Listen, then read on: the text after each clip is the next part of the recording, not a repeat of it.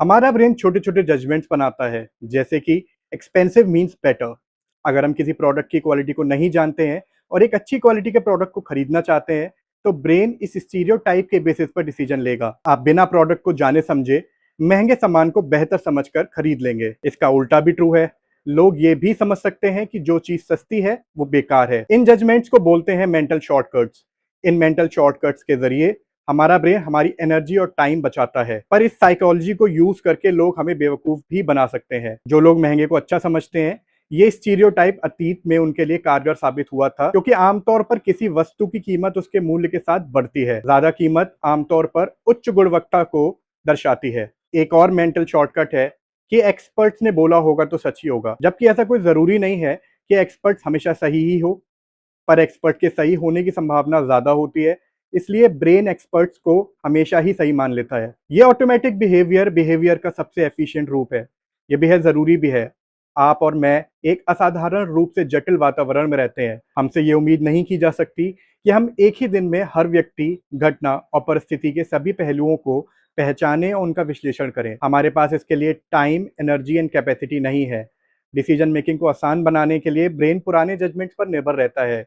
लोग हमारे ब्रेन के इस बिहेवियर को यूज करके हमें बेवकूफ बनाते हैं। ये मेंटल शॉर्टकट्स हम अब इलेक्ट्रॉनिक्स खरीदने में भी यूज करते हैं। हम रिव्यूज के बेसिस पर फोन खरीद लेते हैं, खुद अपना दिमाग नहीं लगाते कि हमें चाहिए क्या। हमें ये भी नहीं पता होगा कि वो रिव्यूज ठीक हैं भी या नहीं। इसके ही अंतर्गत साइकोलॉजी में एक कॉन्सेप्ट है कंट्रास्ट प्रिंसिपल। ये एक के बाद एक प्रस्तुत की जाने वाली दो चीजों के बीच अंतर दिखने के हमारे नजरिए को प्रभावित करता है। अगर दूसरी चीज पहले से काफी अलग है, तो हम उसे वास्तविकता से ज्यादा अलग समझने लगते हैं। इसलिए अगर हम पहले एक हल्की वस्तु उठाते हैं और फिर एक भारी वस्तु उठाते हैं, तो हम दूसरी वस्तु को उससे ज्यादा भारी समझेंगे।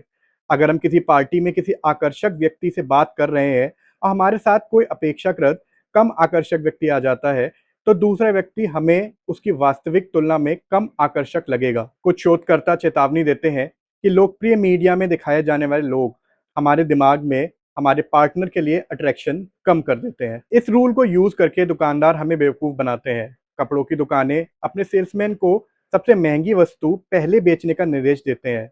फॉर एग्जाम्पल, किसी आदमी ने अगर सूट खरीदने पर बहुत पैसा खर्च किया है, तो वह स्वेटर खरीदने पर ज्यादा खर्च करने से हिचकिचाता है, लेकिन कपड़ा विक्रेता बेहतर जानते हैं।